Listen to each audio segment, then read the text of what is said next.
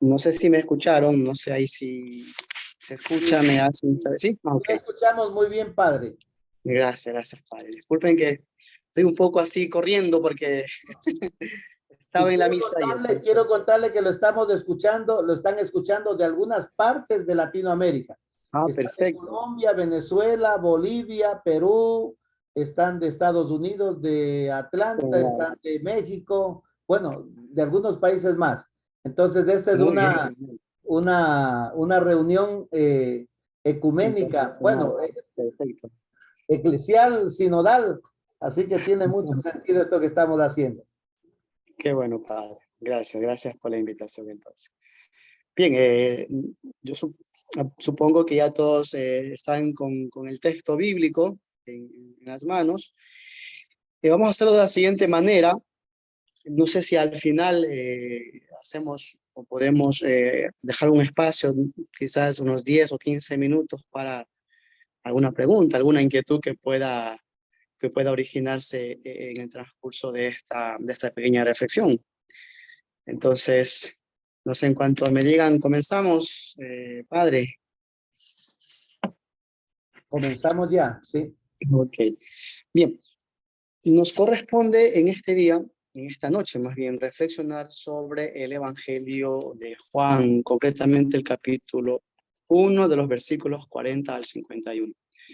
Y en esto, para mí es importante, y creo que para todos nosotros que abrimos el Evangelio de Juan, al menos conocer brevemente, y eso quiero compartir con ustedes, conocer brevemente algunas 4 cosas sobre el Evangelio en general, como sé, ¿no? Para luego centrarnos también nosotros en los versículos que nos corresponden.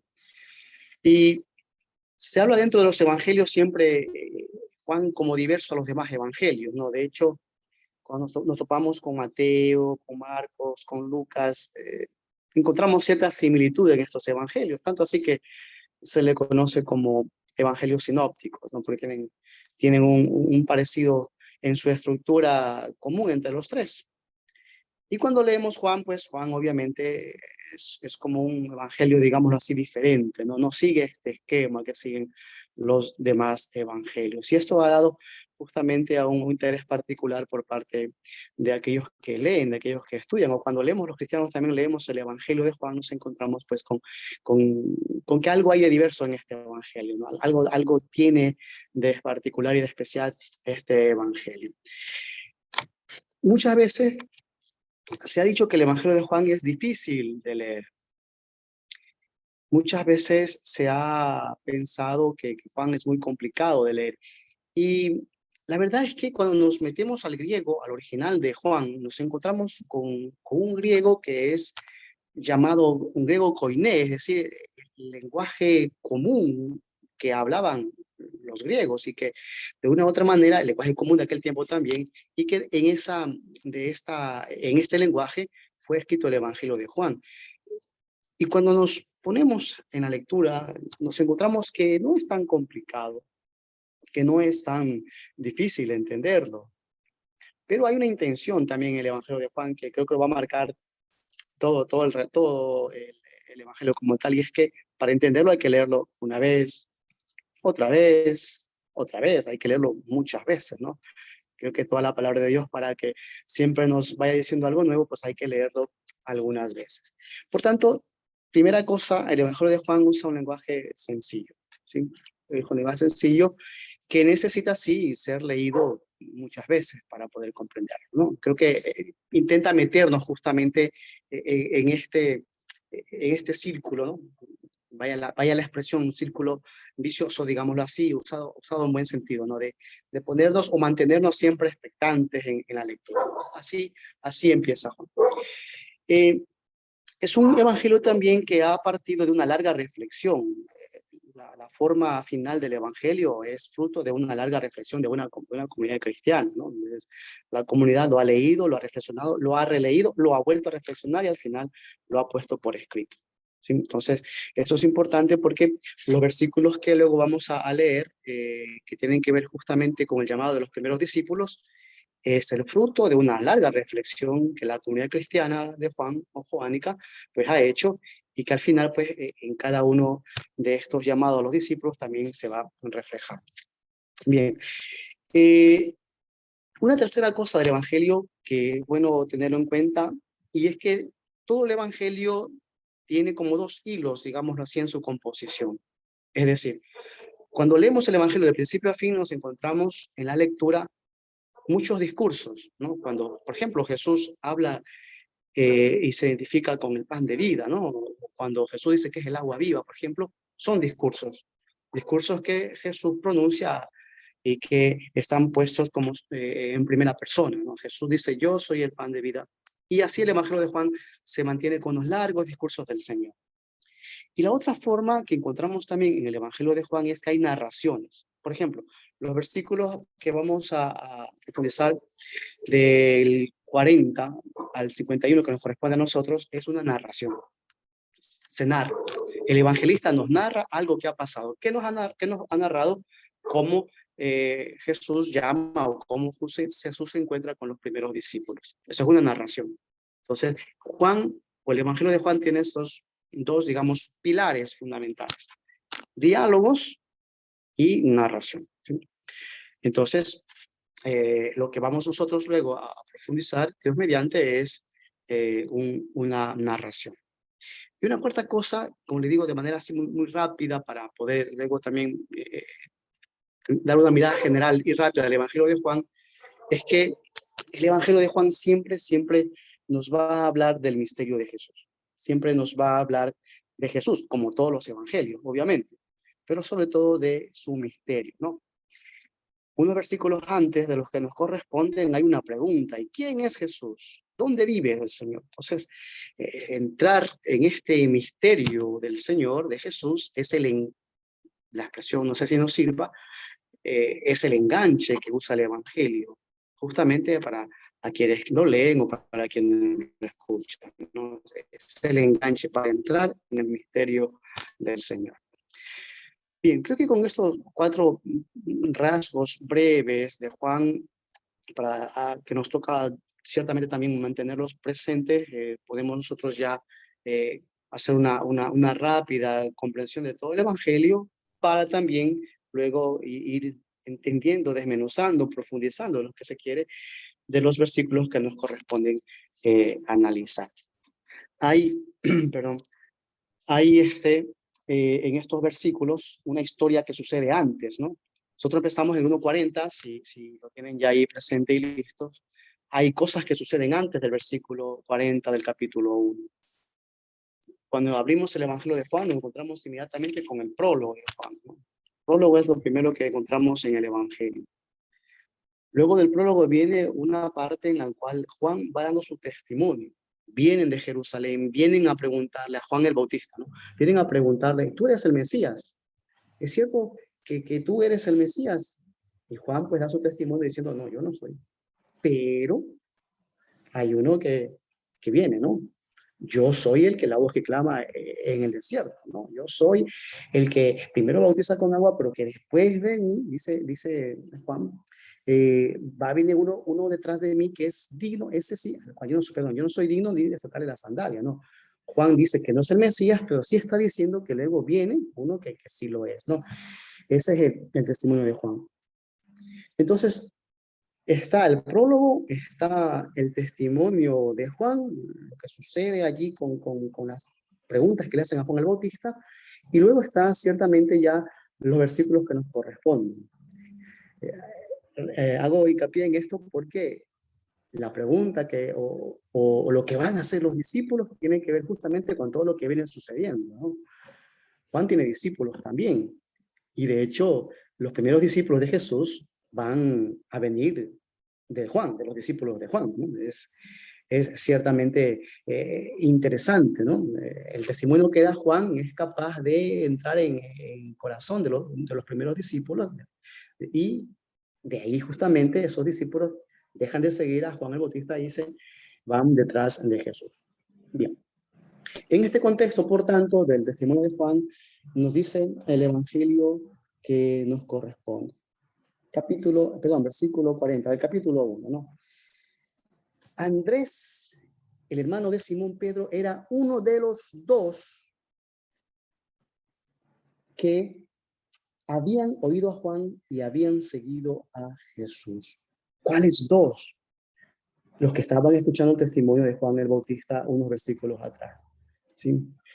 Lo que hace Andrés y el otro discípulo, que no sabemos quién es escuchar lo que dice Juan y entonces, él está hablando de Mesías, entonces vamos a ver si este es el Mesías, ¿no? Entonces Andrés aparece en escena juntamente con mencionado el hermano como el hermano, perdón, de Simón Pedro, que era uno de los dos que habían oído a Juan, que había predicado sobre, o habían dado su testimonio sobre el Mesías, y que luego Andrés se pone a seguir a Jesús. Aquí es importante ir quizás subrayando, escribiendo, memorizando todos los verbos que van a aparecer en estos versículos que nos corresponden. Se va a hablar de seguimiento, de ver, de mirar, de escuchar, y todo está relacionado con esto de, decíamos, descubrir quién es este Jesús, quién es este Mesías. Y eso, dicho así, de esa manera, es entrar en el seguimiento del Señor. ¿Sí? ¿A quién siguen estos discípulos? A quien le causa, digamos, quizás curiosidad no sea la palabra exacta, ¿no? Pero quien le llama o por quien siente esta admiración, ellos van a seguir detrás de aquel Jesús, ¿no? Les causa admiración, les causa saber quién es Jesús, van y lo siguen, ven, escuchan, ¿sí? De hecho, el seguimiento de estos discípulos nace de escuchar ¿no? De oír la predicación de Juan y luego también ver lo que hace Jesús y después también escuchar lo que hace Jesús, ¿no? Entonces, en este ambiente, en estos verbos, ¿no? que van creando este ambiente de seguimiento, es muy importante siempre tenerlos presentes, tenerlos en cuenta, sobre todo al momento de leer y meditar, y de qué me dice el Señor, qué nos dice el Señor, de qué habla el Señor. Los verbos siempre nos van indicando lo que nos va diciendo, el movimiento del texto y lo que también nos va diciendo a nosotros, ¿no? Escuchar al Señor, seguir al Señor, ver al Señor, también son estas acciones que nos va pidiendo a través de la lectura. Bien, aparece entonces Andrés, como decíamos, que era uno de los dos que oyeron a Juan el Bautista. Muchos autores dicen, bueno, ¿y quién es este otro discípulo? Porque eran dos y solo uno sigue.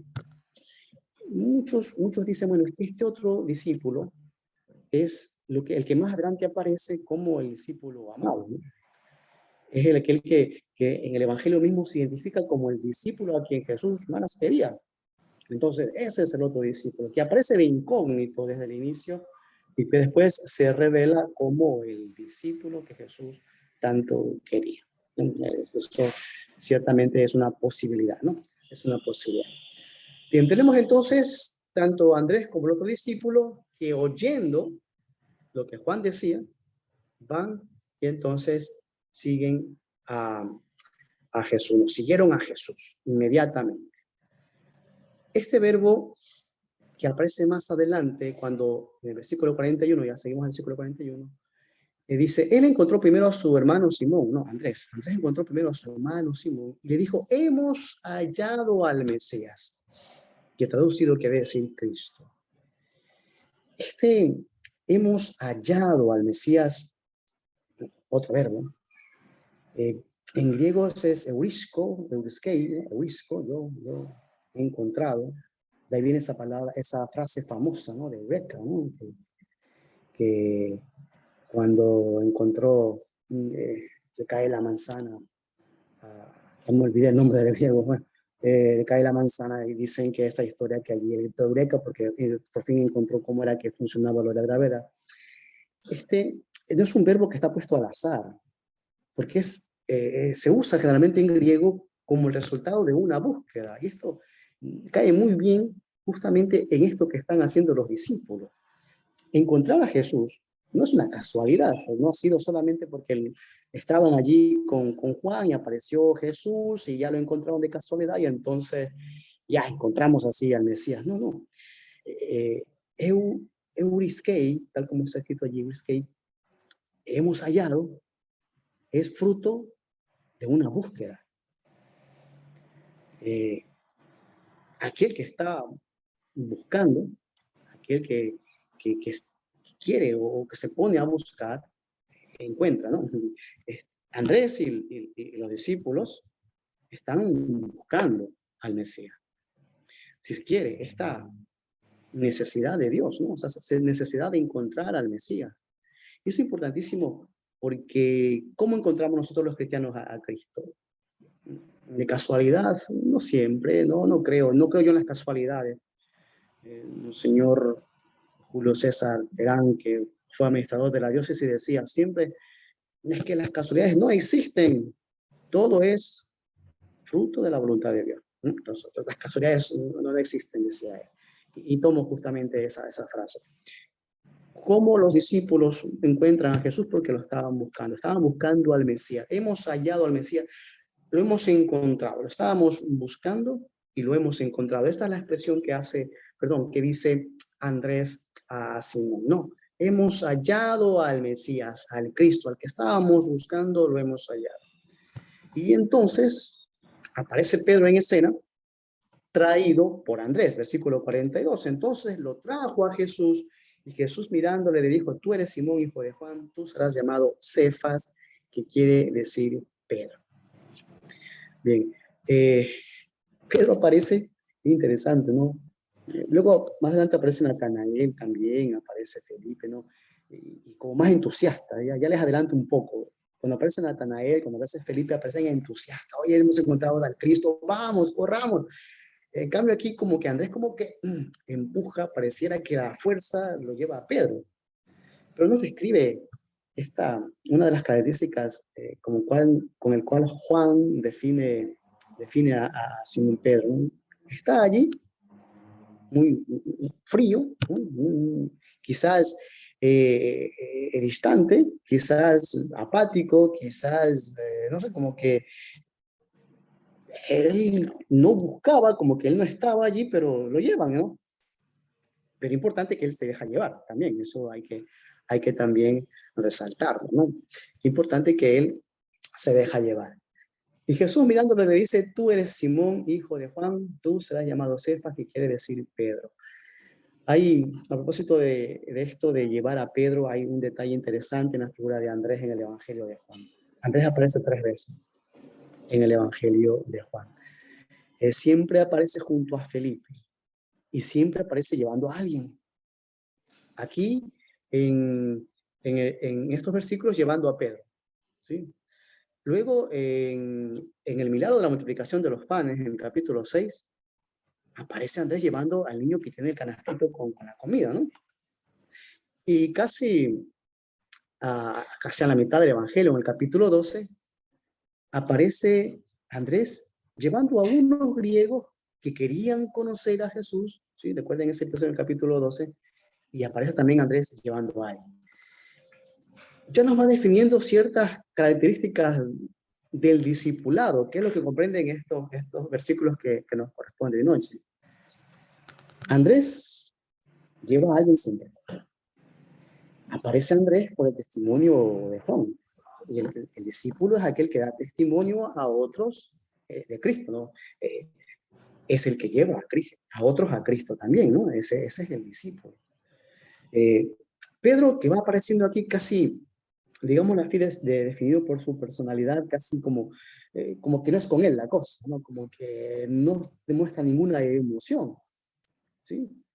Pero más adelante, de quien no se esperaba tanta emoción, es capaz de vivir fuertemente también su entrega y su seguimiento a Cristo, ¿no? Entonces, se nos van definiendo de cierta manera cómo se perfilan los diferentes, digámoslo así, rasgos de los discípulos.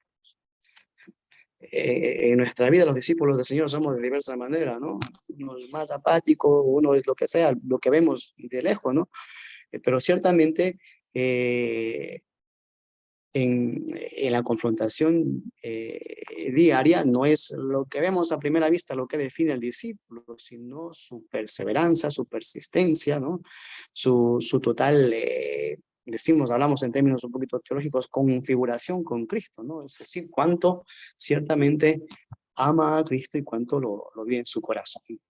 Bien, entonces, tenemos aquí a Andrés, que lleva a Simón, y Andrés ha llevado a Simón, al niño con el canacito de comida, y también a los griegos hacia Jesús. Tenemos a Pedro, Simón Pedro, a quien Jesús le cambia el nombre.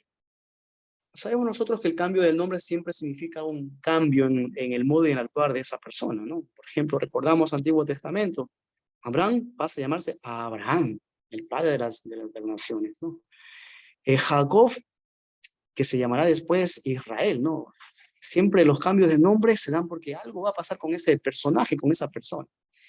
Lo interesante que, aunque Jesús le pone, bueno, Jesús le dice, a ti te llamarán, tú serás llamado en futuro, serás llamado Cefas, que quiere decir Pedro, nos aclara el Evangelio. Jesús, cuando habla con el Evangelio, cuando Jesús se dirige a Pedro, vale la redundancia, jamás lo llama Pedro, lo llama siempre Simón, hijo de Juan, ¿sí? Simón, hijo de Juan. No lo llama como Pedro Jesús, que ciertamente Pedro, que va a ser piedra, que va a ser la consistencia, digámoslo así, la roca sobre la cual luego pues, se asentará la iglesia, las primeras comunidades cristianas, ciertamente tendrá el significado de su nombre, nace justamente más bien al momento después de la resurrección de Cristo, ¿no? Cuando él ya, según la tradición, se convence de queriendo dejar abandonado Roma por causa de persecución, regresa y entonces da su vida y muere martirizado a causa de Cristo, ¿no? Es lo que nos dice también el Evangelio, pero tú serás llamado piedra, ¿no? Serás a futuro, serás llamado piedra, tú serás la base, tú serás la roca firme de la iglesia, ¿no? Tú serás la roca firme. Es interesante, ¿no? Jesús nunca se dirige a Cefas, como Pedro. Le cambia el nombre, como decimos, pero le va a llamar siempre hijo de Juan, Simón, hijo de Juan. Bien, no sé si disculparán si hablo rápido, que la cosa se habla rápido. Bien, estamos entonces en estos versículos 40, 41 y 42. Aparece entonces Andrés, aparece, repito, no, recapitulo, aparece Simón, el otro discípulo, y el cambio de nombre también que le hace Jesús a Simón. Algo que resaltar aquí, insisto, es cómo con el testimonio de Juan el Bautista comienzan a aparecer los primeros discípulos. En los otros evangelios, en los sinópticos, no se dan así el discipulado. O sea, Juan tiene su manera muy única, particular, ¿no? No se da de esta manera el discipulado, se da de una manera más directa. Jesús va a saber, tú me sigues, tú también, ¿sí? Va a los que están pescando y le dicen, síganme ustedes, ¿sí? En Juan, en cambio, sucede, o nos cuenta Juan de una manera más diversa, ¿no? Una manera diversa, donde lo que le interesa a Juan, el Evangelio de Juan como tal, es decirnos, con el testimonio de Juan el Bautista se crean los primeros discípulos. Se crean, vamos, comienzan a Jesús a tener sus primeros discípulos. Con el testimonio de los cristianos, ya con nosotros como iglesia, con nuestro testimonio, es que se van a generar discípulos. ¿Sí? Es esta la clave que nos lanza Juan ya desde estos primeros llamados con los discípulos. Bien. Otro detalle de estos primeros versículos es lo que sucedía en las primeras comunidades cristianas a inicios del siglo I, final del siglo I, sobre todo. Las comunidades juánicas eran muy fuertes y las comunidades cristianas también eran muy fuertes. Y surgía cierta inquietud, si se quiere, por saber, pues, cuál era el verdadero Mesías, o Juan o Jesús, porque para nosotros es claro, ellos no lo tenían tan claro, ¿no? Por eso siempre en el bautismo se resalta esta, digámoslo así, diferencia, ¿no? Jesús va a ser bautizado para que se cumpla la escritura, pero ojo, Juan aclara, este Jesús es más que yo, ¿no? Eso para aclarar siempre, ¿no? Sí, Juan es como el Mesías, pero no es el Mesías. Se lo ha entendido así, pero el que es el Mesías es Jesús, ¿no? Para también señalarnos que cuando los discípulos dejan de seguir a Juan y siguen a Jesús, para señalarnos que cristiano es aquel que también rompe, digámoslo así, con el testimonio, rompe también eh, con, con la tradición del Antiguo Testamento, si se quiere, ¿sí? Y entonces va y sigue a Jesús, ¿no? O sea, las estructuras de la antigua alianza ya quedan caducas frente a Cristo. ¿Sí? Frente a Cristo, todas esas estructuras del Antiguo Testamento representadas en los discípulos que seguían a Juan, incluso en el bautismo de Juan, con el Señor ciertamente quedan ya superadas. Sí, esto también es importantísimo recordar. Para nosotros quizás en este tiempo era mucho más, digámoslo así, para nosotros es más claro. Para ellos, para la comunidad juánica, ciertamente no le da tanto como lo es para nosotros. Entonces, Juan sutilmente está diciendo, vamos a ver, lo del Antiguo Testamento ciertamente ha tenido su fin y ahora es con Cristo donde continúa toda esta alianza. La antigua alianza se transforma en la nueva alianza. Bien. Estamos entonces en estos capítulos, cerramos en estos capítulos donde aparecen Andrés y Pedro como los discípulos que el Señor ha llamado. Bien, en los versículos 43 y 44, se nos va a hablar sobre otro discípulo, sobre Felipe. Al inicio de este versículo dice, al día siguiente Jesús quiso partir para Galilea y encuentra a Felipe. ¿Por qué? Porque todo lo anterior había sucedido en Betsaida. Betsaida, interesante, quiere decir o significa lugar de pesca, donde se va a pescar, lugar de las redes, lugar de la pesca, ¿no? Entonces, toda esta pesca sucede en Betsaida, que es el lugar de la pesca, y se pesca, valga la redundancia, a Andrés y a Pedro, ¿sí? Todo esto pasa en Betsaida. Ya ahora, con Felipe, a partir del versículo 43, incluso hay una nueva narración bíblica, se dice una nueva fecha, una nueva datación de tiempo. Al día siguiente es una expresión de tiempo que ya nos separa con lo que sucedió hasta el versículo, hasta el último versículo. Y empieza una nueva etapa, una nueva, digámoslo así, un nuevo episodio. Al día siguiente, y es más, dice Jesús ya quería salir de Betania y se va o quiere partir para Galilea y encuentra a Felipe. Se menciona Galilea, es importante. Más adelante, y adelanto también siempre, Natanael se va a quejar. ¿Y qué hay de bueno en Nazaret de Galilea? Perdón, en Nazaret, qué bueno puedes salir allá de Galilea, ¿no? ¿Qué hay de bueno por allá? O sea, ¿qué hay de bueno? ¿Sí? Ya Natanael va un poquito más adelante a decir eso. Ven, en Galilea están pasando estas cosas. ¿Sí? En Galilea están pasando todas estas cosas. Bien. Felipe, aparece primero Felipe, luego aparecerá Natanael. Bien, en el Evangelio de Juan, Felipe siempre va a ser importante, ¿sí? De hecho, en la evangelización de Samaria, Felipe es pieza importante, ¿no? Recuerden, capítulo 8 del libro de los Hechos, ¿sí? Capítulo 8, versículo, no, libro de Hechos, capítulo 8, sí. Donde Felipe, pues, va en este viaje a Samaria y entonces, pues, allí como figura importante de la evangelización. Entonces, Felipe también en Juan es importante. Detalle de Felipe y también de Natanael. No son del círculo del Bautista. ¿Sí? No pertenecen al círculo de Juan el Bautista. Son de otro círculo, digamos, de otro grupo. No son los discípulos que estaban esperando al Mesías, no son los que escuchan a Juan, no, Felipe y Natanael, no. Ellos están en otro, digámoslo así, en otro grupo, ¿no? Felipe no pertenece al grupo del Bautista y Felipe se convierte también en este personaje que presenta a Nazael, en este discípulo que presenta a Natanael. Al día siguiente, Jesús se propuso salir para Galilea, encontró a Felipe y le dijo, sígueme. ¿Sí? Nos encontramos entonces aquí con esta forma que encontramos también en los sinópticos, cuando Jesús llama directamente a sus discípulos. Con Felipe aquí en Juan se nos cuenta de la misma manera. Sigue.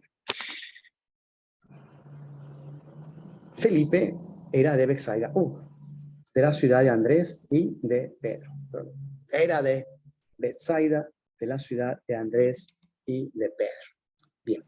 Versículo 45 nos dice, Felipe encontró a Natanael y le dijo, estoy en el versículo 45, hemos hallado a aquel de quien escribió Moisés en la ley y también los profetas, a Jesús de Nazaret, el hijo de José. Bien, Felipe es identificado aquí por su familia y por su procedencia, ¿no? Es la expresión que lo que dice Felipe está basado en que han encontrado a ese Mesías que nos hablaban Moisés en la ley y los profetas. Es el Mesías davídico, ¿no? El Mesías que esperaban los israelitas es aquel que venía a poner un poco orden en la vida social, era aquel que venía a unir Israel también, y también pues parte de este reino era que se dé el cumplimiento también de la ley. Eso es lo que el Mesías tenía que realizar, esa es la misión del Mesías. Y cuando Felipe, que encuentra a Natanael, le dice, mira, hemos hallado a aquel de quien escribió Moisés en la ley y los profetas, está haciendo referencia justamente a este Mesías davídico que esperaba. ¿Sí? Aquel que iba a unir al pueblo de Israel, pero que además también iba a hacer cumplir la ley de Israel, ¿no? Bien, la respuesta de Natanael es bien interesante.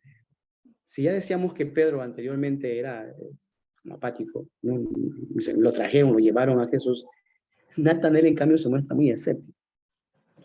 Como decíamos, se van mostrando ciertos rasgos del discipulado también, ¿no?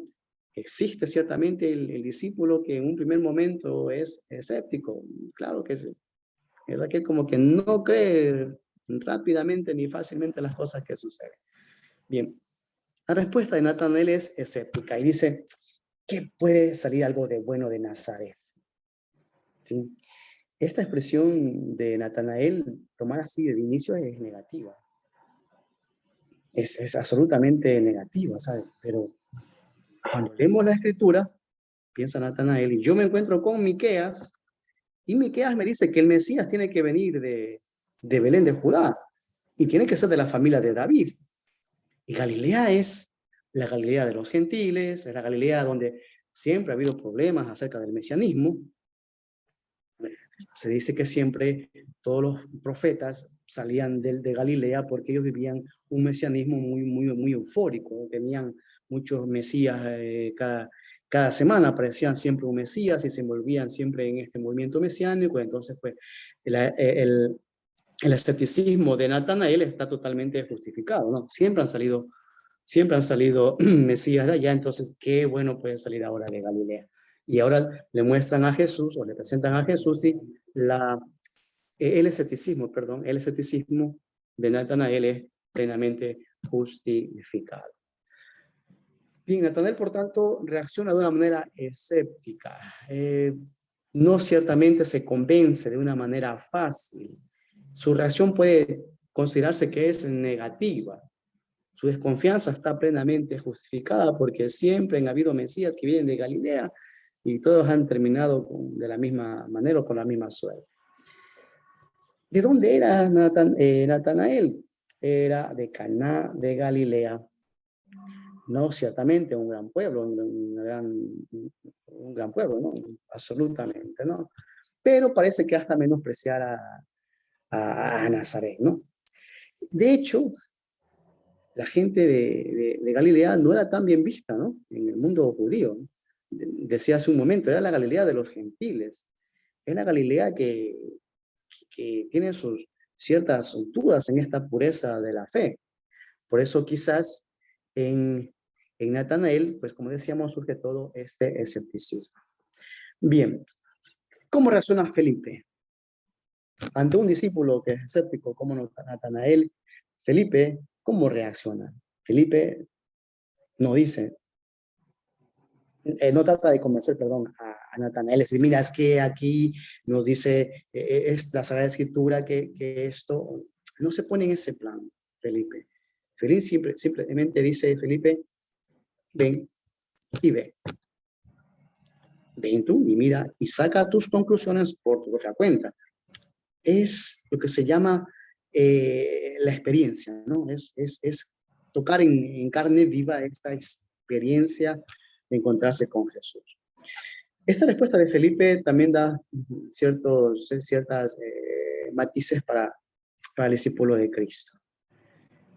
El discípulo es aquel que sí, que busca seguir al Señor, decíamos hace un momento, que busca hallar, encontrarse con el Señor, que comienza a buscarlo también, pero que cuando lo encuentra, sí, se queda con él. Ven y lo verás. Significa que necesitas, para conocer al Señor, esta experiencia con Jesús. No solamente nos hace falta saber cosas del Señor, sino también sacar una experiencia de este encuentro con Jesús. ¿Sí? Es sacar una experiencia de fe profunda con el Señor. Y esto señala el rasgo del discípulo. Pienso que en estos versículos de los llamados a los primeros discípulos también nos insiste en eso, ¿no? La experiencia del Jesús se da en una experiencia profunda de fe, no una experiencia superficial, no en algo que nos contaron que puede ayudar, no en algo que yo sé, no en algo que leí, sino una experiencia personal de estar justamente mucho tiempo con el Señor. Es lo que le decía al inicio del Evangelio de Juan. ¿Cómo se entiende Juan? Hay que leerlo una vez, 2 veces, 3 veces, muchas más veces. Es pasar tiempo con el Evangelio de Juan. ¿Cómo se hace uno discípulo? Pasando el tiempo con el Señor. Pasando tiempo en sentido positivo, ¿no? Pasando tiempo con el Señor, o más tiempo con el Señor. Es la manera en la cual nos convertimos en discípulos también. Entonces, esto es importantísimo. La respuesta de Felipe es una respuesta con 2 verbos, como decíamos, atención a los verbos, que en esas 2 expresiones, en estas 2 acciones, ven y lo verás o ven y ve, ciertamente resaltan la actitud del discípulo para conocer al Señor. Ven y lo verás. Saca tus propias conclusiones, pero haz la experiencia. Natanael, cuyo nombre significa Dios se nos ha dado, o don de Dios también, ¿no? Don de Dios, Dios nos ha dado un don, no pertenece al círculo de los 12. Algunos autores lo han identificado incluso con Bartolomeo, uno de los discípulos del Señor. Pero no pertenece, o al menos cuando aparece la lista, no aparece Natanael. ¿Sí? Es, como decíamos, se lo ha identificado con Bartolomé. Pero aquí, Natanael, también su presencia tiene un rasgo importante porque él representa justamente la figura del pueblo israelita que cree. ¿Cómo es Natanael? Natanael más adelante se lo describe como alguien que lee la Sagrada Escritura, que un creyente que lo es realmente, porque seguramente era el templo, seguramente, y de hecho Jesús le dice, ¿no? Estabas debajo de la higuera, que significa, estabas meditando, estabas leyendo la palabra de Dios. Por tanto, aquí Natanael representa también a este grupo del pueblo israelita creyente, que cree en la venida del Mesías, pero que no se convence fácilmente de que el Mesías es cualquiera que aparece por allí. Entonces, es la figura del pueblo creyente que con cautela, con precaución, ¿sí? De una u otra manera, busca también encontrar al Mesías, pero va caminando con mucha precaución. Esta también puede representar la figura de Natanael. No sé, aquí quiero poner un ejemplo a propósito de los discípulos que van apareciendo, Andrés, Pedro, Felipe, Natanael, todos, como decíamos, con un rasgo propio y particular. Yo tengo ya 46 años, tengo muchos años. Y cuando estaba en la escuela, hace muchos años, cuando estaba en la escuela se nos hacía leer un librito de Ariel Juvenil, se llamaba, un pequeño libro que venía con dibujitos y era un resumen de una obra de literatura. Y había un libro, que me recuerdo todavía, que se llamaba se llama, porque tiene así tenido corazón del mundo de Anichis. En este libro aparecen muchos personajes con nombres de regiones de Italia. Recuerdo uno llamado Siracusa, por ejemplo, ¿sí? Y cada uno de esos perdón, la narración, era una escuelita donde habían estudiantes que tenían un profesor y pues a cada uno le sucedía algo. Pero cada uno tenía un nombre y cada uno, cuando se lo describía, tenía un rasgo particular basado en el nombre. Siracusa era del sur, era un muchacho que, bueno, era un poquito, que le faltaba educación, en fin. Pero cada nombre en esta obra va representando lo que es cada pueblo, cada región en Italia. Pues algo parecido pasa con los primeros discípulos. Cada discípulo tiene en su nombre un rasgo, ciertos rasgos que identifican a todos los creyentes. ¿Sí? Cada discípulo, los que hemos leído hasta ahora, van con ciertos rasgos que identifican a los creyentes de todos los tiempos. No solamente a los de aquel tiempo de la época del Señor o la época de que se escribió el Evangelio de Juan, sino de todos los tiempos. Sí, a los creyentes de ahora. Muchos creyentes en estos tiempos son como Natanael, muchos como Pedro, muchos como Andrés, muchos y tantos también como Felipe. ¿Sí? Entonces, allí encontramos nosotros ciertamente esta, digamos, cercanía, ¿no? En la palabra de Dios, que es capaz de también ponernos allí dentro de ese evangelio nosotros también como protagonistas de este discipulado a quien el Señor está llamando y formando. Bien, avanzamos unos versículos, por tanto. Bueno, un detalle para terminar con Natanael, que se me estaba escapando. Natanael aparecerá ya después de lo que hemos leído ahora, aparecerá ya después de la resurrección de Jesús. ¿Sí? Allí aparecerá ya concretamente en el capítulo 21 de Juan. ¿Sí? Cuando en las narraciones de la resurrección, allí aparece Natanael. Después de lo que vemos aquí, aparecerá justamente al final. Bien, ¿qué dice Jesús en el el versículo 47? ¿Qué dice Jesús? He aquí un verdadero israelita de Natanael, ¿no? Alguien en quien no hay engaño. Una persona firme, de carácter firme, alguien a quien no se puede engañar fácilmente. Y Natanael se extraña, dice, ¿cómo es que me conoces? Y Jesús le responde y le dice, antes de que Felipe te llamara, cuando estabas debajo de la higuera, yo ya te había visto. Y esto llama la atención de Natanael. Pareciera que Jesús está mostrando, digamos así, está mostrando poderes sobrehumanos que son capaces de llamar la atención de Natanael. Y esto que llama la atención de Natanael es lo que le hará proclamar luego su fe. ¿Sí? Es lo que luego le lleva a proclamar su fe. ¿Qué es entonces Natanael? ¿Por qué no hay engaño en él? Decíamos que esta descripción que hace Jesús de que te vi debajo de la higuera significaba que Natanael, como lo hacían muchos estudiosos en la época del Señor, la higuera era el lugar donde te sentabas a leer la Sagrada Escritura, ¿no? Entonces, Natanael que tiene esta característica de que es una persona que lee la Sagrada Escritura, que lee el Antiguo Testamento, ¿sí? Y que por tanto, en ese conocimiento y en esa lectura del Antiguo Testamento, Natanael estaba debajo de la higuera. Responde una pregunta que apareció allí. Natanael debajo de la higuera estaba. La higuera es el lugar donde normalmente las personas, los judíos, se ponen a leer la Sagrada Escritura. Era el lugar ideal. Siempre un maestro que buscaba leer la Sagrada Escritura se lo encontraba siempre en la higuera, un lugar que daba cierta tranquilidad, daba sombra, un poquito más fresco, y alejado de la casa o de otro lugar.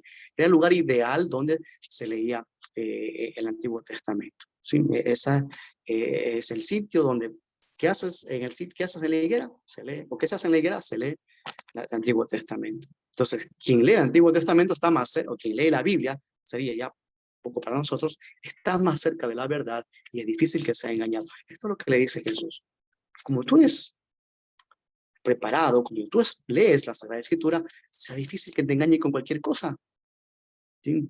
En estos tiempos nuevos, nuestros apocalípticos, ¿no? Con tantas situaciones que suceden en nuestra sociedad, La gente dice, Padre, es el final de los tiempos, hay mucha violencia, escuché que se va a acabar el mundo, escuché que por tanta violencia que hay, todas las cosas van a acabar. Entonces, en cierta manera, todas esas situaciones que están pasando actualmente hace creer que mucha gente que las profecías de los últimos tiempos de que se acaba el mundo sean fáciles de acoger, ¿no? Pero quien lee la Sagrada Escritura, quien está sentado debajo de la higuera, ciertamente no puede ser engañado fácilmente, ¿no? En la fe no se puede ser engañado fácilmente si tienes una lectura cotidiana de la Sagrada Escritura. Alguien me había preguntado, dice, ¿Jesús no maldijo la higuera? Sí, sí la maldijo, pero eso es otro contexto, ¿sí? Eso es otro contexto. Bien, hay muchas cosas que me escriben y no las puedo leer todas ya,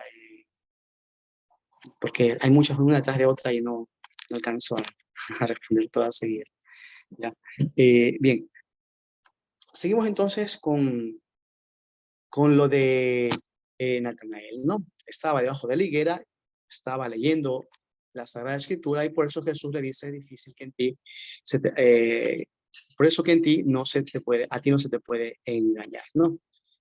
Bien, Natanael, por tanto, para concluir, encontró en la lectura del Antiguo Testamento el camino ideal para poder descubrir quién era el Mesías. Por eso Natanael luego responde, ¿no? Responde, Rabí, tú eres el Hijo de Dios, tú eres el Rey de Israel. Es una confesión de fe, ¿sí? El ser el Hijo de Dios, es decir, tú eres el Rey de Israel, tú eres el Hijo de Dios, perdón, el Rey de Israel, es una confesión de fe.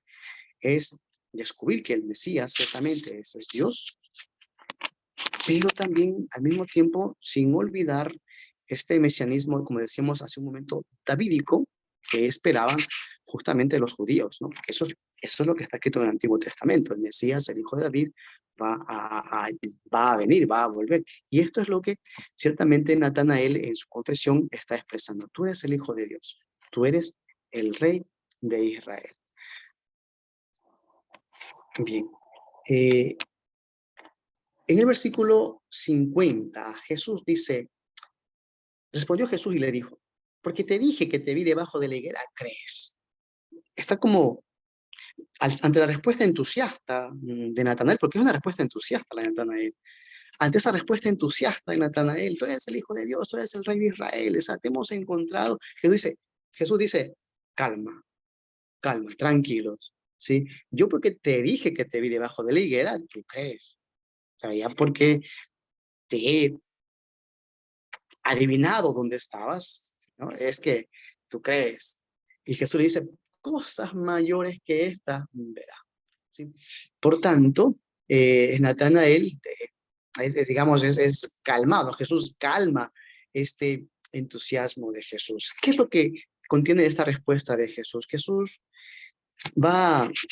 en esta respuesta va diciéndole a Natanael y a través de Natanael a todos los cristianos, dice Jesús, bien, vamos paso a paso. Para confesar la fe en Jesucristo, está muy bien de los milagros, está muy bien de los signos, están muy bien estas cosas que se hacen, pero vamos paso a paso. El proceso de discipulado es un proceso, como decíamos, de estar en cercanía con el Señor, de estar cerca de Jesús, de estar o pasar tiempo con el Señor. Es un entusiasmo, perdón, es un discipulado que tiene que vencer el entusiasmo, tiene que vencer el escepticismo, tiene que ir con calma. En esta parábola de la semilla, ¿no? También cuando la semilla crece rápidamente sobre piedras y crece y luego desaparece o se quema por el sol, representa justamente este tipo de segmentos del Señor, ¿no? Aquel que de una u otra manera se entusiasma, está todo bien, muy bien, y las primeras dificultades ya caen, ¿no? Ya se desanima. Entonces, Jesús a Natanael está diciendo lo mismo. Natanael, muy bien, pero vamos con calma, porque el discipulado precisa de un seguimiento paso a paso. Las cosas en su medida justa, las cosas con calma, las cosas paso por paso. Esto contiene la respuesta que el Señor le dice a a Natanael, ¿no? Calma este entusiasmo de Natanael y le dice paso a paso hasta ya confesar plenamente la fe en Cristo, ¿no? Bien. El versículo 51, la respuesta que también Jesús le da a Natanael cuando le dice, en verdad te digo, que verás el cielo abierto y a los ángeles de Dios subiendo y bajando sobre el Hijo del Hombre. Este último versículo de nuestra reflexión invita a recordarnos también lo de Génesis, ¿no? Cuando, Génesis 28 concretamente, cuando Jacob sueña que una escalera, ¿no? Donde suben y bajan los ángeles, ¿no? Ese es el sueño de Jacob, o la escalera de Jacob también se le conoce. Bien, Jesús, cuando da esta respuesta, nos hace recordar este episodio, ¿no? Pero también es importante resaltar o recordar o remarcar más bien que Jesús también está diciendo que si se quiere, puente o escalera entre Dios y los hombres es Él, ¿sí? Verás los cielos abiertos y verás a los ángeles subir y bajar, ¿no? Subiendo y bajando sobre el Hijo del Hombre. ¿Sí? Es una referencia, como decíamos, a Génesis 28, pero también que lo podemos entender nosotros como es Jesús, entonces, el que se convierte y está diciendo a Natanael, él es el que se convierte en esta unión, en este puente entre la tierra y el cielo, ¿no? Es Jesús que se convierte en esta escalera por donde los hombres vamos al cielo, ¿no? Por tanto, podemos entender de esta manera esta respuesta del Señor. Bien, yo pensé que era poco tiempo, pero ya son son 8:19. Bien, dos cosas y luego podemos pasar, si me permite el Padre, pasar dos cosas para concluir y luego podemos pasar a alguna pregunta relacionada con lo que estamos reflexionando, ¿sí? El relato del llamamiento a los discípulos siempre sigue siendo no solamente el tiempo del Señor, sino también sigue siendo para nosotros, ¿sí? Y siempre el seguimiento va a responder a una pregunta que nos podemos hacer nosotros, los que buscamos a Jesús. ¿Quién eres, Señor? O como encontramos también en Juan, ¿dónde vives? ¿Sí? Eso no es curiosidad, es una ansia que siente el corazón del hombre para justamente encontrar las respuestas a toda su vida, ¿no? Es así como se enmarca, como se refuerza el discipulado, ¿sí? Primera cosa, por tanto. El seguimiento, por tanto, también implica compartir con Jesús, implica comunión con el Señor, implica intimidad con el Señor, ¿sí? Es parte del seguimiento. La narración de estos primeros discípulos, de estos 4 primeros discípulos, es que ellos también han hallado al Señor porque lo han buscado y se han quedado con Él, han compartido con Él. El verdadero discípulo, por tanto, es aquel que lo busca, lo encuentra y se queda con Jesús, ¿no? Ese es el verdadero discípulo. Y segunda cosa o segunda conclusión es que solamente cuando se permanece con Jesús se convierte uno en creyente. O sea, no hay otra forma. Somos creyentes cuando permanecemos con el Señor. Solo así. Solo de esa manera podemos percibir cómo es Jesús, o podemos percibir ciertamente cómo el Señor ya ha estado con nosotros, nos ha acercado y ha estado con nosotros, ¿no? Solo cuando permanecemos con Él, ciertamente nos convertimos en creyentes.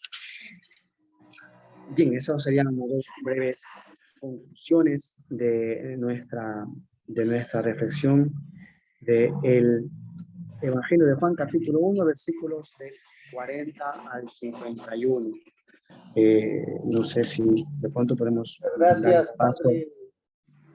Padre. Escucho, Padre. Gracias por esta exposición. Vamos a compartir.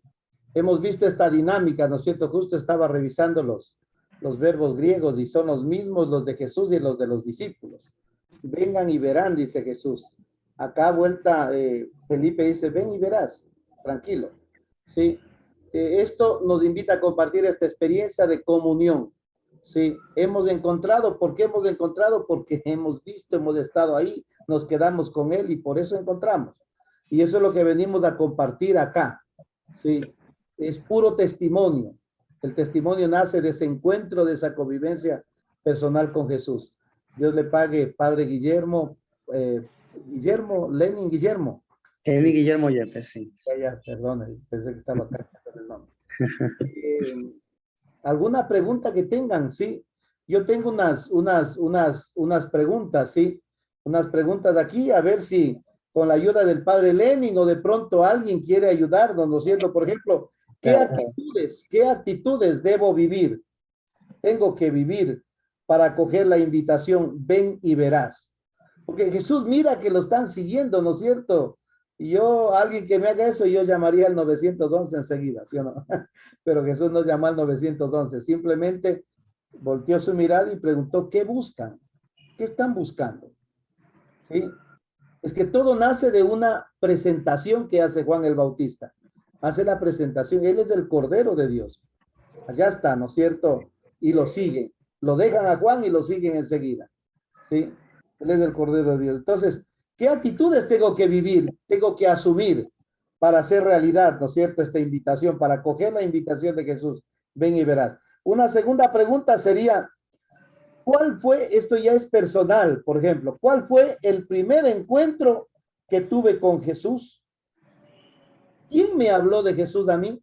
Aquí Juan el Bautista presenta. ¿A mí quién me presentó a Jesús? Mi catequista, mi párroco. ¿Quién fue el que? Mi papá, mi mamá. ¿Quién me presentó a Jesús? Porque de ahí nace la inquietud. De ahí nace el deseo de seguir. ¿No es cierto? Y después una tercera pregunta sería, he podido llevar a otras personas, porque aquí viene no solamente para mí, no es Jesús solo para mí, es para dar, para testimoniarlo, para salir, ¿no es cierto? Los discípulos salen. He podido llevar a otras personas al encuentro con Jesús. Por ejemplo, la catequesis es un lugar donde se lleva al encuentro con Jesús. ¿Por qué tanta deserción de no solo de catequistas, sino de alumnos, chicos de catecismo que acaban la confirmación como que huyen, como que les pusieron una vacuna para que jamás regresen ya a la iglesia? Entonces, en verdad estamos haciendo un encuentro con Jesús de la catequesis, un encuentro con Jesús. ¿Cómo ha sido, cómo ha sido nuestra experiencia hasta ahora? Entonces, no sé si le embarré más, les confundí más, pero son tres preguntas, ¿no es cierto?, que tienen que ver con lo que hemos reflexionado.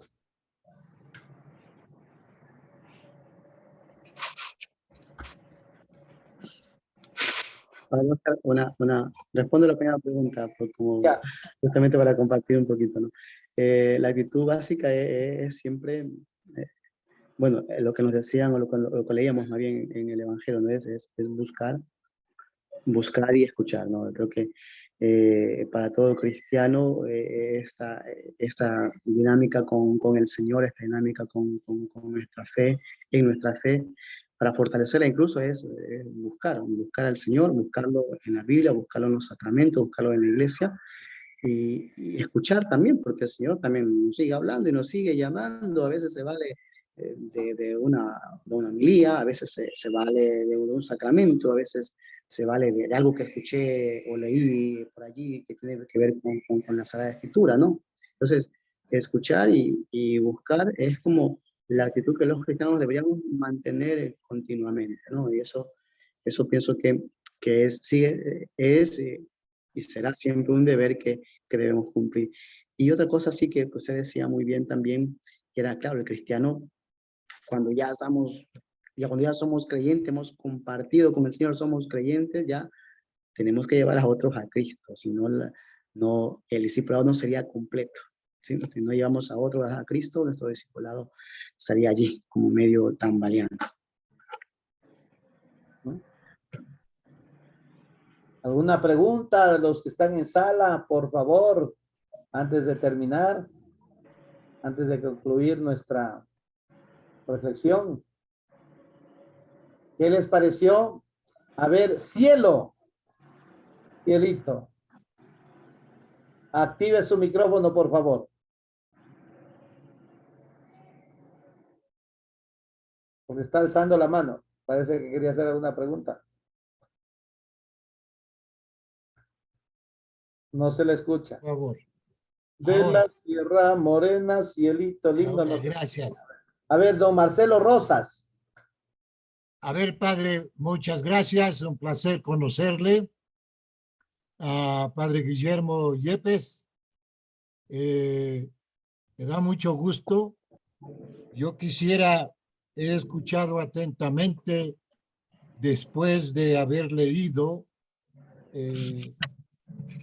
a San Juan, haber leído el capítulo primero, no solamente los versículos que usted manifestó, sino también un poquito antes, ¿no es cierto? Porque es inmediato, es bueno leer todo el capítulo para poder nosotros entender mejor.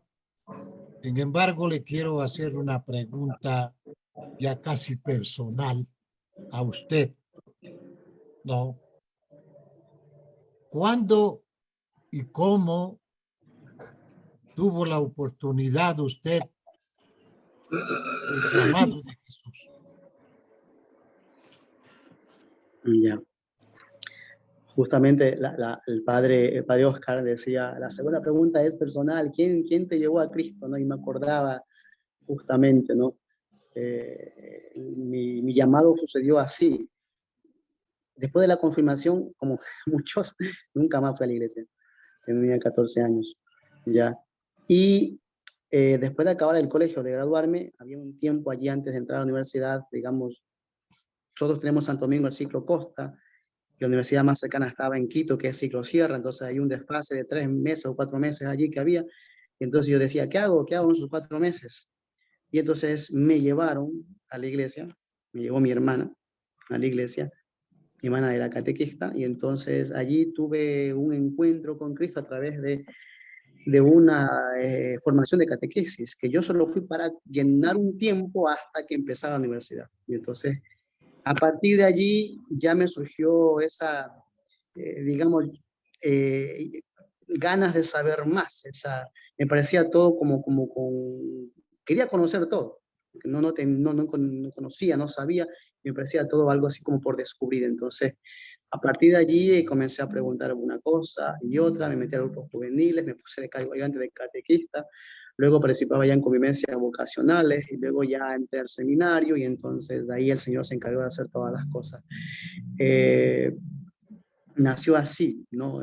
Me llevaron a la iglesia y después el Señor ya tenía preparado todo para poder ir realizando su obra en mí, ¿no? Y cada día me levanto que la vocación no se termina nunca, como no solamente la sacerdotal, la del matrimonio, la de todas las cosas que hacemos, ¿no? Cada día simplemente me pregunto, ¿y quién me trajo hasta aquí?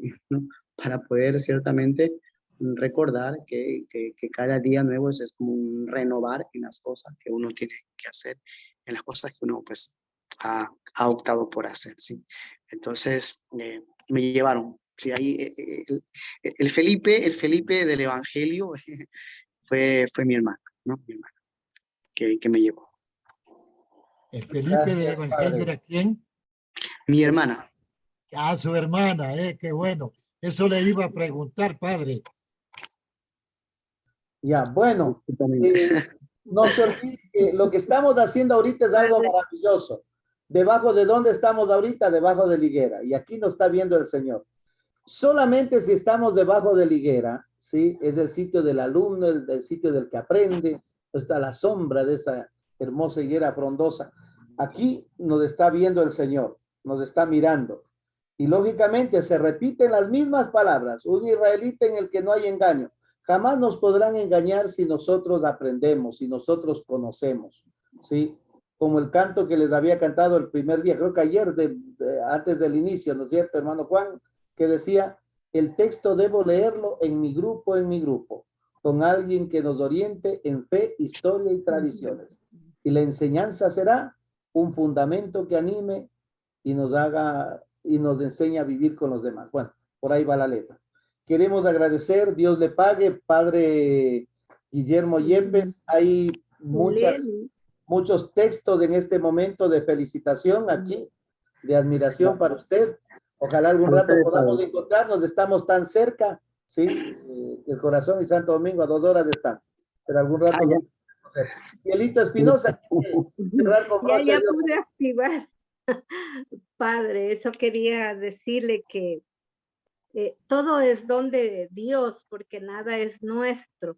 Dios es el que nos busca, Dios es el que nos llama. Nosotros tenemos que estar atentos a su llamado para poder acercarnos y enamorarnos de Él, porque no podemos enamorarnos de quien no le conocemos, sino que cuando lo conocemos, nos enamoramos y nos quedamos con Él. Sí, muchas gracias. Vamos a darle gracias a Papito Dios por este momento de encuentro maravilloso que hemos tenido. Les invito a hacer la oración final, ¿sí? La oración al Espíritu Santo.